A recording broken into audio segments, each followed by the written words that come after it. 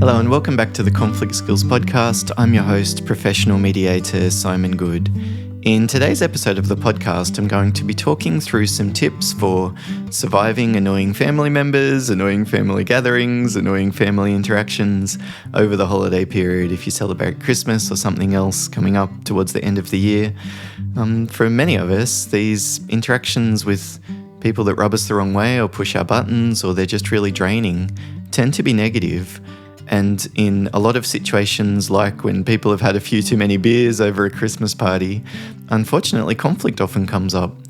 We might not have spent much time with some relatives, distant family members, even relatively close family members in some situations, maybe just because we've been busy or maybe there's been some tension in the relationship, which means that when we finally all get together, sometimes it's a little bit like a volcano erupting. And so in the episode today, I'll talk about some strategies that you can use to manage these kind of situations, which I suppose both involves not getting sucked into conflict, so minimizing the drama, minimizing the stress, minimizing all of the negative sides of dealing with these annoying people. But also, probably by virtue of that first step, we are able to maximize the positive. We enjoy spending time with our kids and seeing some members of our family, even if there are other members there that, we don't get along with as well.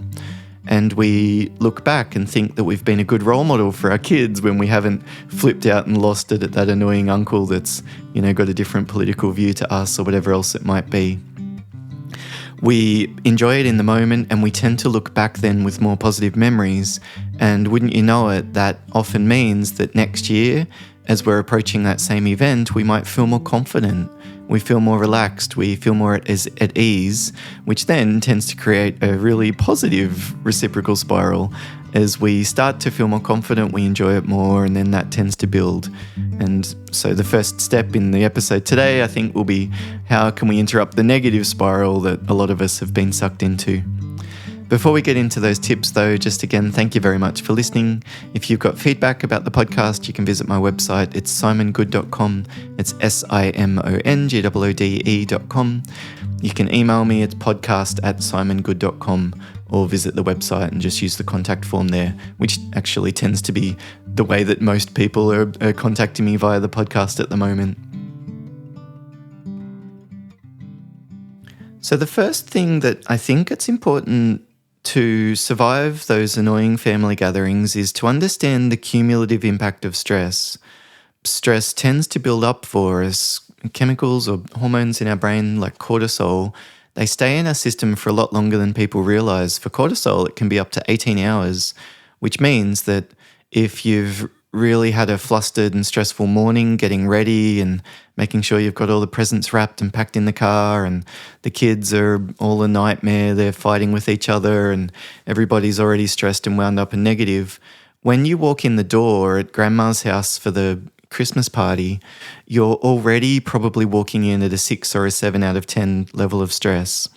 And then during the Christmas party at grandma's, you see annoying Uncle Fred and your grandma makes some negative comments about the kid's new haircut or whatever it is for you that tends to push your buttons.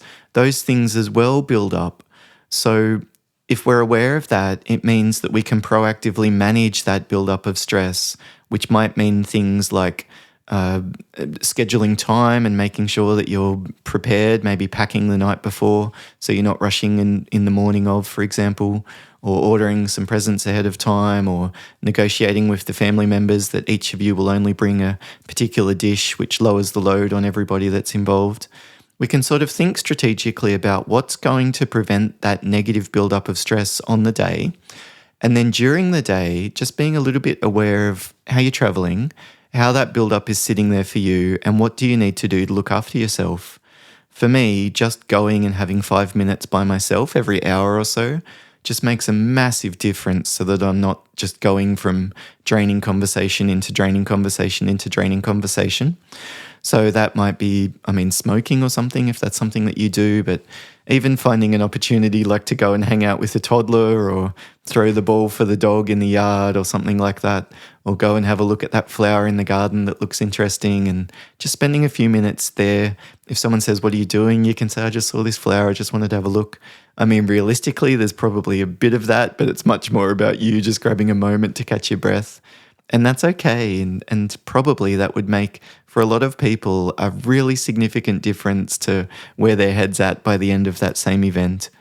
So prepare before, and then during the event or during the conversation or during the interaction, just thinking about what do you need to do, taking a few minutes to take a couple of deep breaths to calm yourself down, having a bite of food so you have a moment to process what they've just said before you respond and bite their head off with a negative comment. You can do a lot more in terms of self-regulation than you probably realize, but the key there is to be proactive about it. The other thing that comes along with that cumulative buildup of stress are the negative emotions.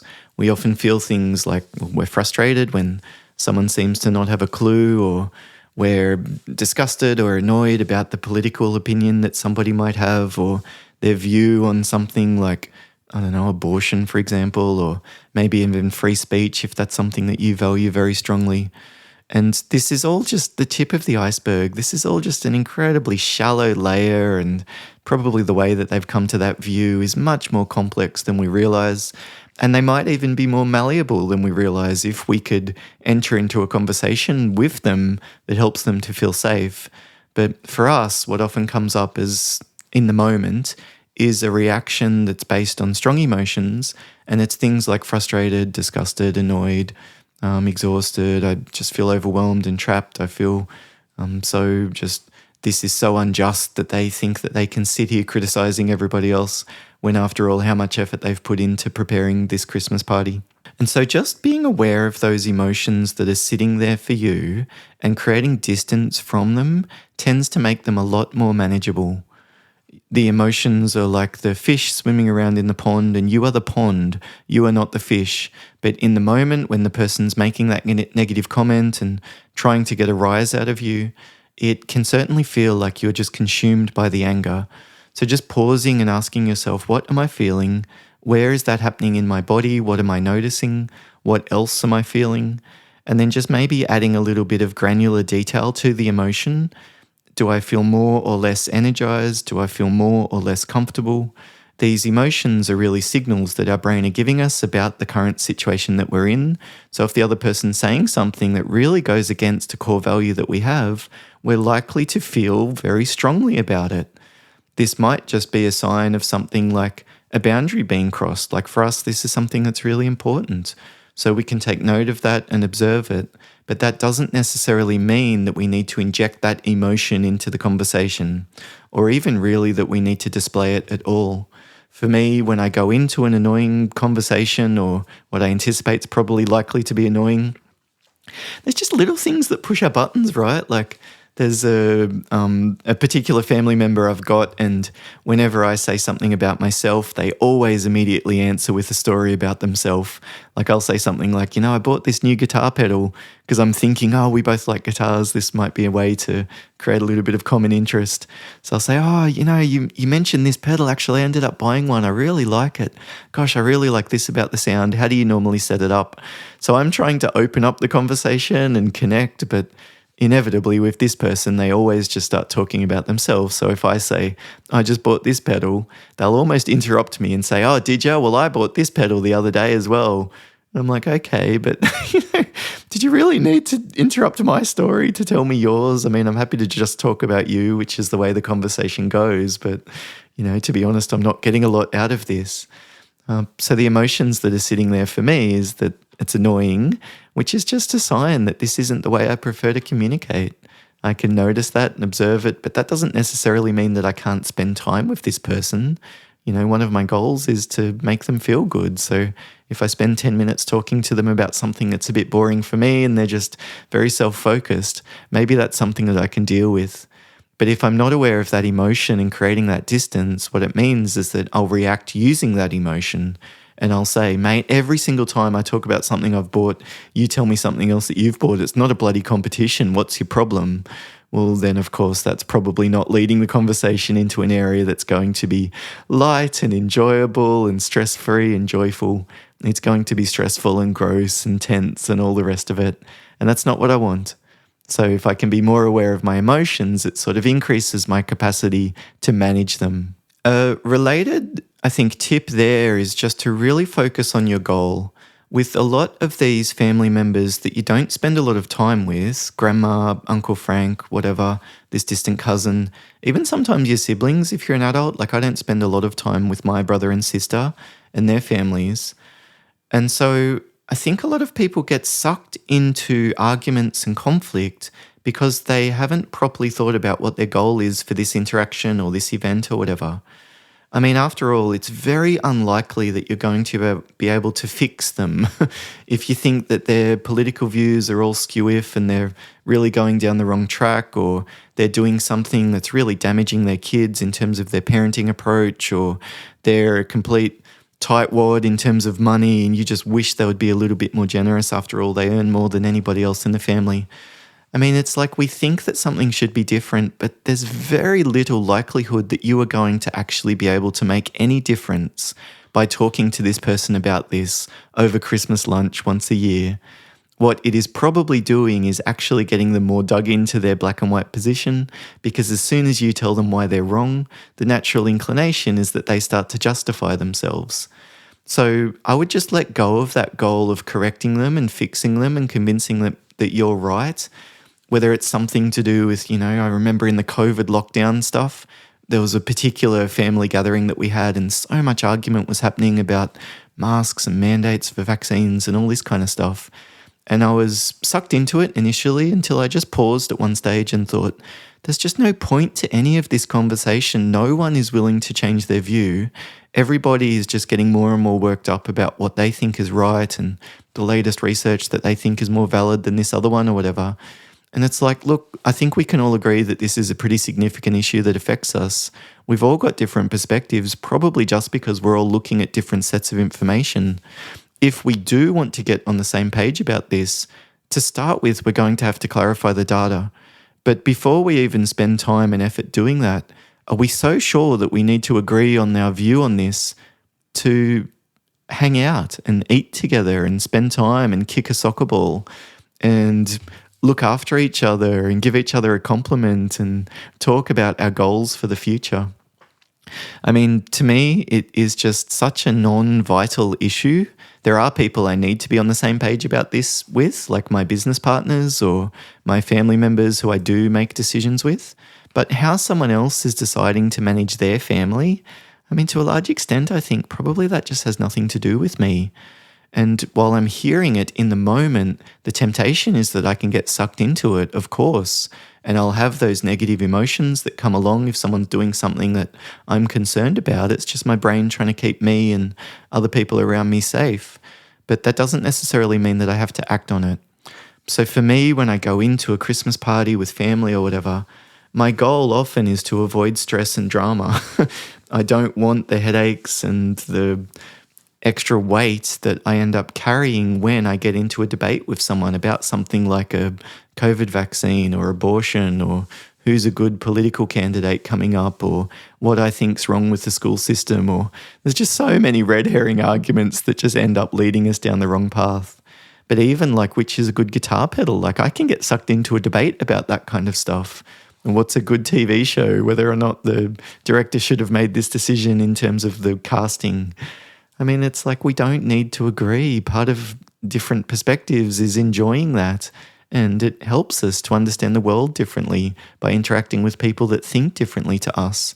So if we're not able to tolerate any difference in perspective, that ultimately is going to just hurt us. We'll develop a much more limited worldview. We'll gradually close ourselves off for interacting with interesting people around us that on a surface level, they might be quite annoying, but underneath some of that, there might be different things that they can offer us, like lessons that they've got.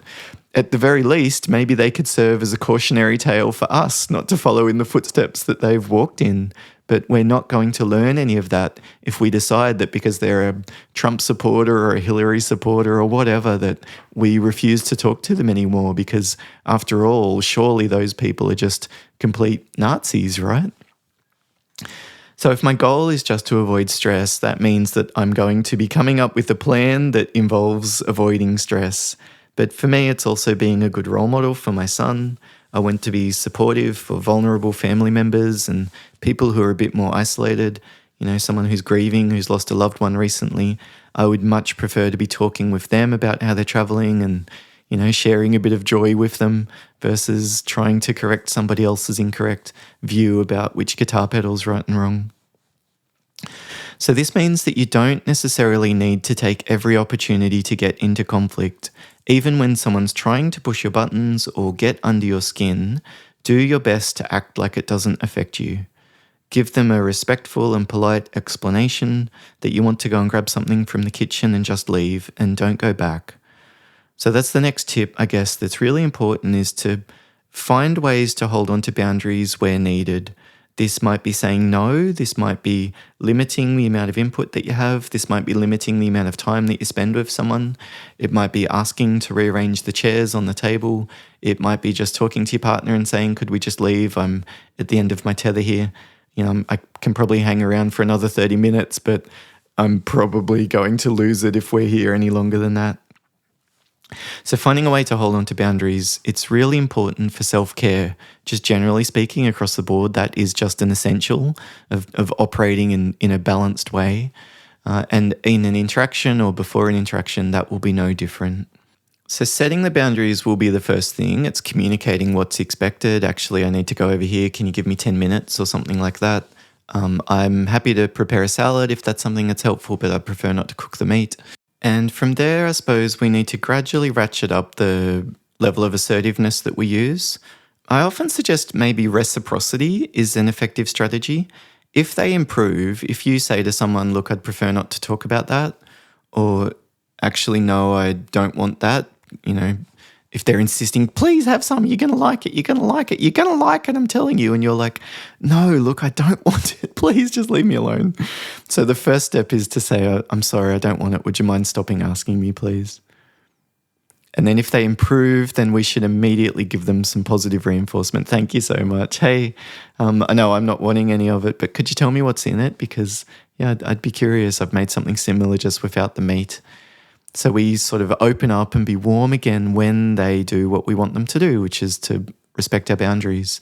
But if they don't, then what we need to do is to gradually ratchet up the level of assertiveness. If they improve, you can be polite and respectful, but brief, and maybe you're still holding on to some boundaries to some extent. But if they push back, like let's say you've said, I'm going to go and get something from the kitchen, and you leave and you just leave them alone. Sometimes family members might chase you. One of the challenges when you put boundaries in place to do with conflict is that the other person might not initially respect it. Let's say the conversation turns to some particularly conflictual topic, like the Israel-Palestine issue, for example, at the moment, and you've decided that's probably not going to be a productive and helpful conversation to get into, so let's just leave it. And maybe you've even said something like, oh, look, it sounds like we've got pretty different perspectives on that. It's probably better if we talk about something else. What do you think? Like, you've tried to do it in a friendly and informal type of way, but they say, well, no, you've said that, so now you need to back up your perspective or something like that. Or if you've left and you said, excuse me, I'm just going to go and grab something from the kitchen, and then you've decided not to go back, sometimes people will follow you and say something like, what's your problem? Are you avoiding me or something? So if they're continuing to push, then you will need to continue to be more assertive. Firmly then, I would say something like, I just went to get a drink. Just keep it brief, informative, respectful, but it's firm. I wouldn't say something like, I'm so sorry if that's upset you or something. I just went to get a drink. And then if they say, well, I'm sick of this, you've obviously got a problem with my political perspective, you can simply just say, I'm not prepared to talk about it. And if they continue to follow you, then at some stage you just leave. Like, ultimately, you can't control the other person's behavior. So what does a plan look like for if they won't leave you alone? I think it's leaving. I think it's gradually trying to put in place firmer and firmer boundaries. But if they're not willing to respect it, then at some stage you'll just say, thanks very much for having me. No, apologies if leaving is going to disrupt the party, but I think that's probably for the best. I'll send you a message later. The next strategy that can really work for managing particularly gatherings like events and interactions is to just be present. Most of the annoyance with the annoying people that you deal with, it's not actually just the conversation, but it's the way that it leaves us feeling. It's the thoughts and emotions that are sitting there for us after we've dealt with someone that's been particularly rude or dismissive or disrespectful or whatever they've just done to you. And so a simple way of recalibrating is just to pay attention to your senses, your body, and your thinking. So what can I see? What the temperature is the air? Is there a breeze in the room? How does the air feel as I breathe in and out in my nostrils? Like just paying attention to things like touch or smell or sound or that kind of stuff. But even what's going on within you, like do you feel hungry or tired? Are your legs sore, stiff? Does your neck feel stiff and tight? Just physically, what are you feeling? It's called interoception, like feeling inside your body. And then what are the thoughts that keep coming up for you? You keep being reminded about this argument about a political conversation with that person that you talked to 30 minutes ago. Okay, that's interesting that thought keeps coming back to me. Now, all of these things are just signals about where we're at the moment, what our nervous system is doing, what our brain is focused on, how it's making sense of this current conversation and the current situation that we're in. And so if we really focus on our senses, one of the effects that it has is that it forces our brain to add more detail.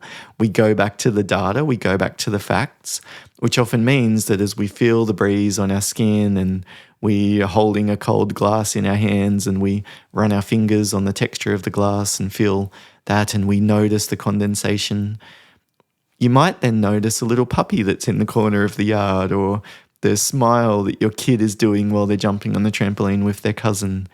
And we can recalibrate by refocusing on these types of things. It's the positive aspects. It's the meaningful parts of something like Christmas. It's thinking about that Christmas carol that's just come on and the emotions that swell up for you in your stomach when you hear that, whether they're good or bad, just being present. Really helpful. The next tip, which probably goes without saying, is just to be careful with alcohol, and probably for you, it's mainly about how much you drink. If you feel like you have control or influence over other people, sure, go ahead and try and manage that, but the biggest thing you can do is just to avoid getting too tipsy, maybe even deciding not to have anything to drink at all, buying a bottle of wine that's really nice and saving it for after you get home from the Christmas party. For a lot of people, that would be a much better option than drinking the wine while you're still there. Simply because it lowers our filter. And if we're dealing with someone who's very unfiltered, we need to filter. It's not fair, it's not right. You might wish that they would think before they open their mouth, but ultimately there's probably not a lot you can do about that. What you're really wanting to do is to avoid getting in an argument and conflict with them. So for you, that will mean, I guess, being at the top of your game. And if you're a professional sports person, a Formula One driver, giving a massive presentation, you're probably not going to have 3 or 4 glasses of bubbly before you go in to perform. And so for you, if your goal is to be at your best during this interaction, maybe alcohol's not something that's particularly helpful. The next idea to consider is how to use structure. Where possible, maybe structural changes can be used to reduce friction and to reduce the touch points that might end up in an argument or conflict or stress. So maybe just having a grazing plate for the meal, if you're serving food, might be an option if you're constantly annoyed about particular family members who show up late and everybody's sitting there waiting for them. Or doing it in the morning so it's a really long morning tea and things are a lot more flexible. Or holding it at a park so the kids can run around and play so they're not just confined in a space. That might reduce the conflict that comes from each parent not being effectively able to manage their kids and enjoy the Christmas party during it at the same time. So changing the structure might mean that you end up with less friction and less of those potential triggers for conflict. Another kind of conflict that you might come up against when you're dealing with family interactions and family gatherings and events is data conflict. And so, as much as possible, I would suggest clarify expectations where possible and where you can do it ahead of time. If a misunderstanding or a disagreement has happened, focus on the behavior and the future and the solutions. So if someone comes up to you and has a go at you, I told you I was bringing a salad. Why did you bring one as well? Or I thought we talked about this dollar limit and you've clearly exceeded that or something. That's data conflict. You thought that there was a dollar limit on the presents that we were buying the kids, but that wasn't something that we necessarily understood. And so you might need to resolve that. I'm sorry about that. It sounds like there's been some crossed wires, but the focus should be on behavior, future, and solutions. Next time round, I'll put a note in my diary to confirm before we go out and do the Christmas shopping. So with that, I suppose at least we've given the other person the message that, yep, I get where you're coming from and it's important and we've dealt with it, but we don't then get stuck on, you did not tell me that there was a dollar limit on the presents. I clearly remember that conversation and you said this. Going back and correcting the past when we're dealing with data conflict is very unlikely to lead to a good outcome. Even if ultimately you convince the other person that you're right, guess what? They're probably still sitting there with a chip on their shoulder and, grumpily chewing on the dip and probably finding an opportunity to get back at you by making a negative comment that's going to affect you later on in the evening. You might also deal with values conflict. Interestingly, I think a lot of people tend to assume that within a family, everybody will hold the same view, but it's not true. Within a couple relationship and a marriage, people don't have the same view about everything. And even you don't still have the same views that you used to have. You've changed probably more than you realize, but we tend to think of ourselves as very consistent and static and dismiss some of the changes that we make along the way in our journey through life. But of course, your values have shifted. And where you're coming up against values conflict, you just need to decide on your priority. Are you sure that you actually need to change this? Maybe you can just say grace and a prayer before the meal, even if you're converted to an atheist over the past few years. Or, somebody prefers to do Christmas presents for the kids, but you're really anti-consumerism and you see this as being a real waste, particularly at a time when everybody's struggling financially and there would be better things to spend the money on that would actually benefit the kids. So these are values conflicts, right? We've just got these two different ideas of what's important. And in a lot of situations, you don't actually need to change the other person's view. What's really important is just clarifying it. Maybe we could set a dollar limit on the presents, and then that would, to some extent, satiate your concerns about the consumerism, but also give the other person the opportunity to buy something for the kids in the family, because that's obviously really important to them. So thinking carefully about those values conflicts and what do you actually need here? What's the goal? And are you so sure that you need to be on the same page about values? Because maybe there's an opportunity to compromise or collaborate in a way that would allow you both to still hold on to your values, but avoid getting sucked into the drama and conflict that often goes along with it. The final type of conflict that you might come up against is interest conflict. It's basically, I want this and you want something else. Like when I'm dealing with Uncle Frank, I would prefer that we take turns talking about stories to do with ourselves and then we listen to the other person. Whereas from his interest, he's probably wanting to big note himself and show me how cool he is or what a wise decision he's made with this recent purchase that he's done or how much he knows about architecture, whatever it is. Like people want to big note themselves, that's their interest. People want to talk about themselves, that's their interest. People want everyone at the Christmas party to know that they spent this much money on the alcohol for the party. That's their interest. Like we all have things that we want, they make us feel good. And sometimes the thing that makes you feel good's going to get in the way of what makes me feel good. And the challenge with this interest conflict is that there's often no magic wand that we can wave. Like two people might want Christmas to be at their house and unless you're going to do a big convoy and go between different venues through the day, you're probably going to need to pick one. And so you'll need to decide then, well, how do we navigate these types of situations? And really, you've got the 5 different conflict modes to choose from. Compete is being very firm. No, it was at your house last year. At the time, we discussed alternating, and so I'd really like it to be at my house this time round. Or compromise. Look, I am happy to have it at your house again, but could we then have it at my house 2 years in a row? Then that would mean over the 4 years it's effectively equal. Or maybe we collaborate.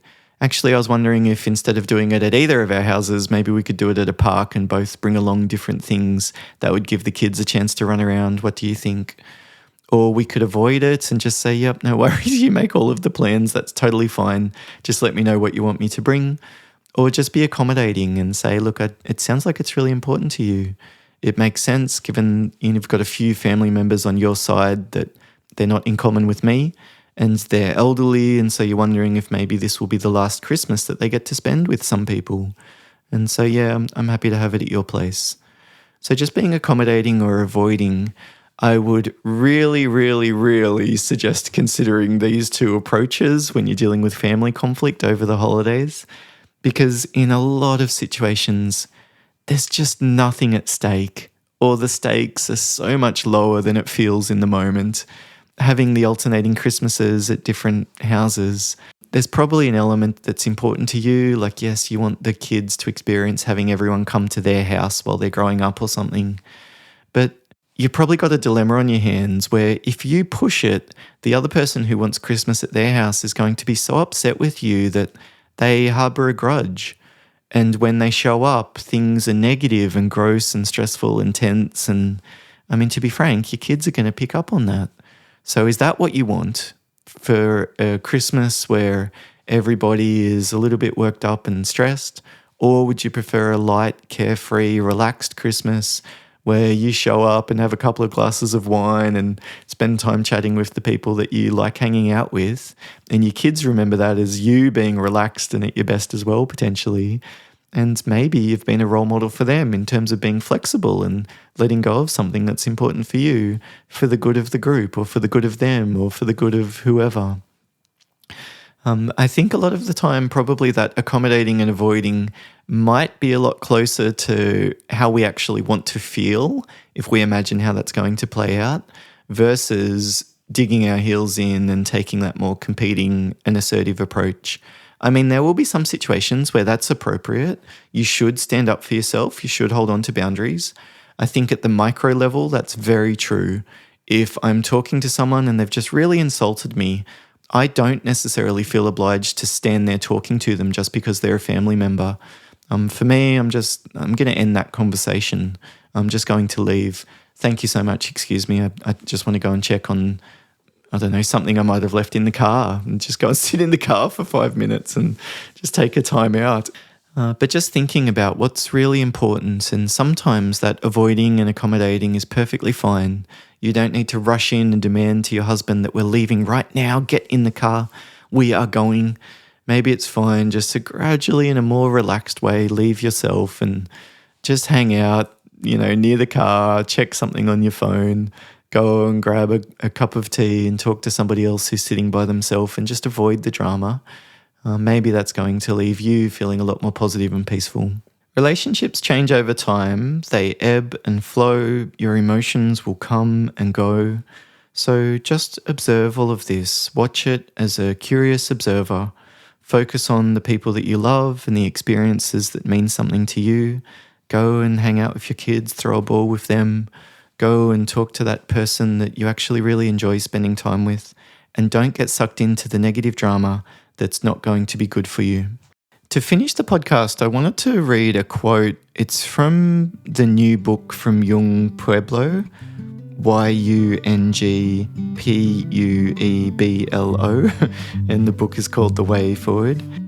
I'm actually going to prepare a book review on this series of books in a future episode of the podcast, just because I think they're so helpful for people who are dealing with conflict. But one of the pages, he sort of writes in this prosy, poetic type of style. There's no headings or anything, but this one is, the first line is, 3 ways to keep your energy strong as you move forward. 1. Support your peace by not becoming extremely busy. Give your time to what matters most and repeatedly let go of the rest. 2. Feel good about saying no often so you can focus on what you truly want to pursue. If it does not click with your intuition, it's not for you. 3. Don't let the emotional turbulence in others stop you from keeping your mood the way you want it to be.